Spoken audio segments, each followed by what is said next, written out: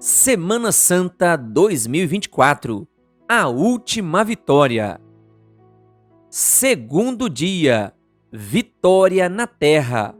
Por Pablo Claverier, graduado em Teologia, editor de livros e chefe de revisão de textos da ACES. Introdução. A Segunda Guerra Mundial foi um dos eventos mais sangrentos e trágicos da história.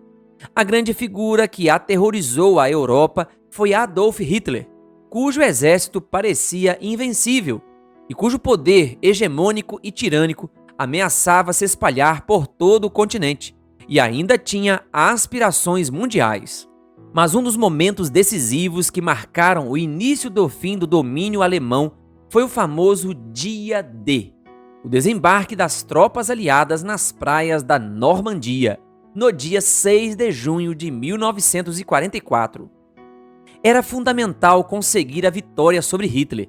A partir de então, embora várias batalhas dolorosas tenham sido travadas, iniciou-se o declínio das forças daquele cruel ditador, que terminou com sua derrota total e a libertação dos povos oprimidos. Da mesma forma, os seres humanos estão naturalmente sujeitos a um tirano, que o Apocalipse denomina o Grande Dragão, a antiga serpente, chamada o Diabo e Satanás, que engana todo o mundo. Apocalipse 12, versículo 9.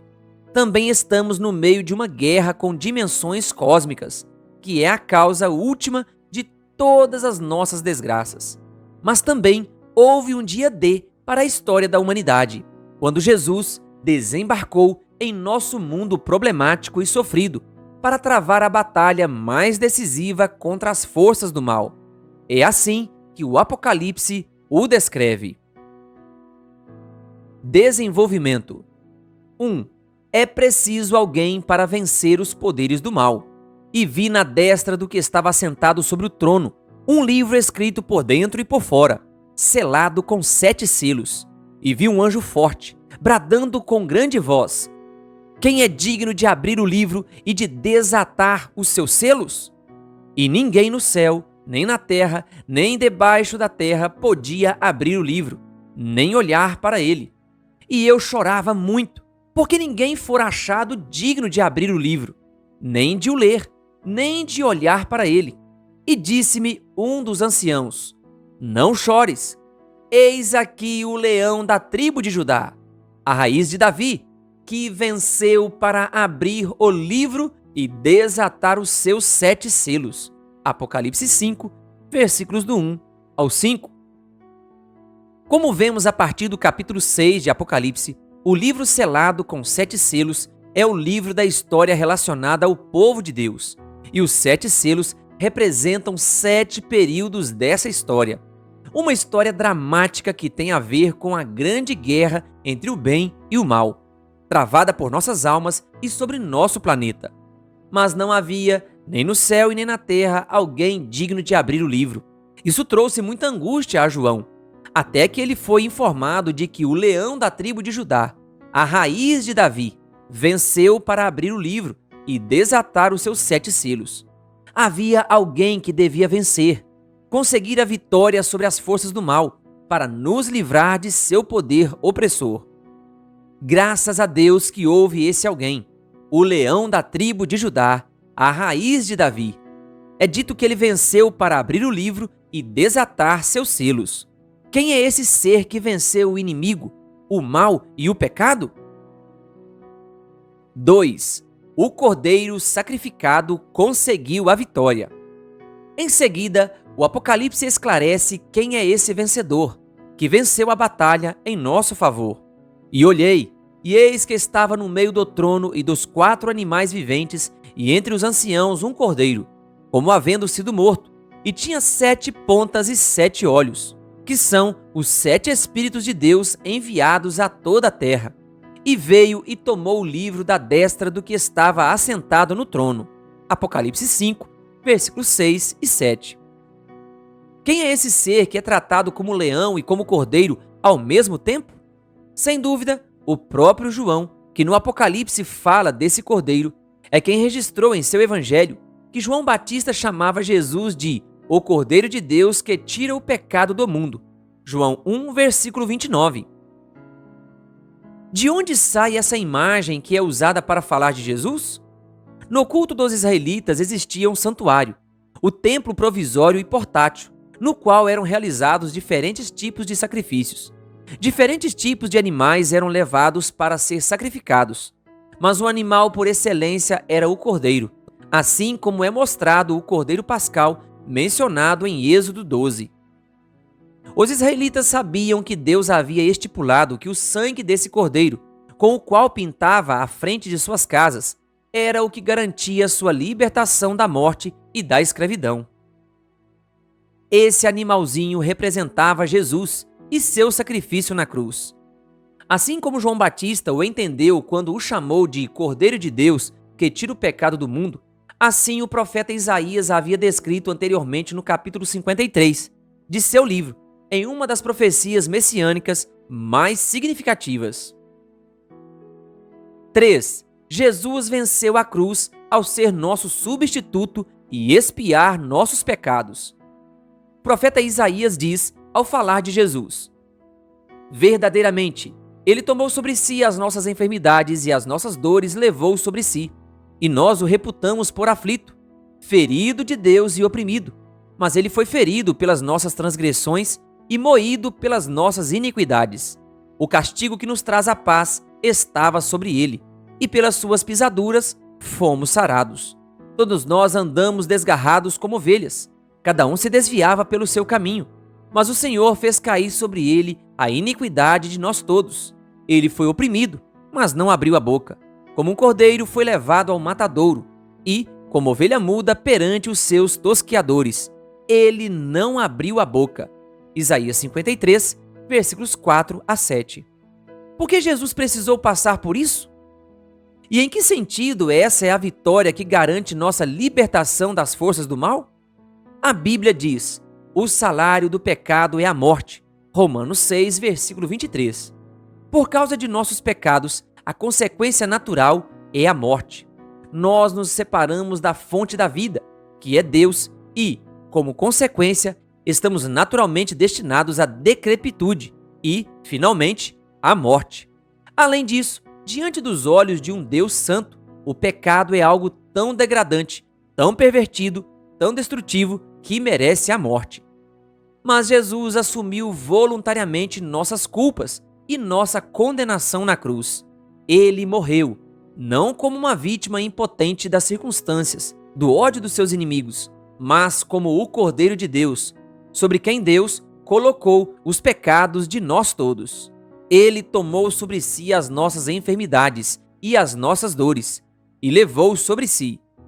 Foi ferido pelas nossas transgressões e moído pelas nossas iniquidades. Mas, graças a esse sacrifício de amor incrível por nós, pelas suas pisaduras, fomos sarados. Na cruz, ele nos livrou das nossas culpas e da condenação que nossos pecados mereciam. E agora podemos viver livres e felizes na presença de Deus. 4. Jesus venceu Satanás na cruz ao demonstrar o amor de Deus. No Éden, Satanás havia acusado Deus de ser egoísta, manipulador e tirano, por ter proibido Adão e Eva de comerem do fruto da árvore do conhecimento do bem e do mal. Então a serpente disse à mulher: certamente não morrereis, porque Deus sabe que no dia em que dele comerdes, se abrirão os vossos olhos, e sereis como Deus, sabendo o bem e o mal. Gênesis 3, versículos 4 e 5. Com esse argumento, a rebelião começou no céu e foi levada para a terra, como é descrito em Apocalipse 12. Ao deixar o céu e se tornar homem, viver entre nós como um ser humilde e manso, e finalmente dar sua vida em sacrifício pela nossa salvação, Jesus mostra a abrangência ilimitada do amor de Deus, sua completa generosidade e sua total ausência de egoísmo. Rebate para sempre as acusações de Satanás sobre o caráter e as intenções de Deus. Mas Deus prova o seu amor para conosco, em que Cristo morreu por nós, sendo nós ainda pecadores. Romanos 5, versículo 8. Graças a essa demonstração absoluta do amor de Deus na pessoa de Cristo, nunca mais surgirão dúvidas sobre a bondade de Deus para com suas criaturas na vida eterna. Jesus ganhou uma batalha moral contra Satanás e suas acusações, e ganhou a lealdade de nossos corações. 5. Com sua vitória como homem, Jesus demonstrou que o ser humano pode ser um vencedor na luta contra o mal. Precisamos viver sempre escravos do egoísmo, de nossas maldades, de nossos vícios, da pressão social para fazer o mal? Jesus venceu porque era Deus, então estava em vantagem sobre nós? A Bíblia diz que, visto como os olhos participam da carne e do sangue, também ele participou das mesmas coisas, para que, pela morte, aniquilasse o que tinha o império da morte, isto é, o diabo. Hebreus 2, versículo 14. Pelo que convinha que, em tudo, fosse semelhante aos irmãos, para ser misericordioso e fiel sumo sacerdote naquilo que é de Deus, para expiar os pecados do povo. Porque, naquilo que ele mesmo, sendo tentado, padeceu, pode socorrer aos que são tentados. Hebreus 2, versículos 17 e 18. E não temos um sumo sacerdote que não possa compadecer-se das nossas fraquezas, porém um que, como nós, em tudo foi tentado, mas sem pecado. Hebreus 4, versículo 15. Sendo Deus, Jesus se fez homem e viveu como ser humano, como qualquer um de nós, mas buscou o mesmo segredo da vitória de que cada um de nós pode dispor, o poder onipotente de Deus. E como homem, apoiado nesse poder, mesmo quando foi grandemente tentado para fazer o mal e se separar de Deus, foi totalmente vitorioso. A nossa semelhança, foi tentado em todas as formas, porém sem pecado algum. Hebreus 4, versículo 15. E a nós também é oferecida essa vitória.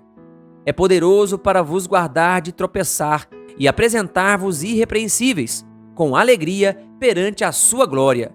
Judas 1, versículo 24. E como é dito em Apocalipse, e eles o venceram pelo sangue do Cordeiro. Apocalipse 12, versículo 11. É esse sangue derramado por Jesus, ou seja, o seu amor, que nos dá tanta força e motivação para querermos ser vencedores na luta contra o mal. Conclusão: você se sente derrotado pela culpa, pelo complexo de inferioridade e pela baixa autoestima? Você se sente escravizado pelos seus defeitos de caráter, por cair em pecado, por suas limitações morais? Você acredita que jamais poderia entrar no céu por causa de sua pecaminosidade?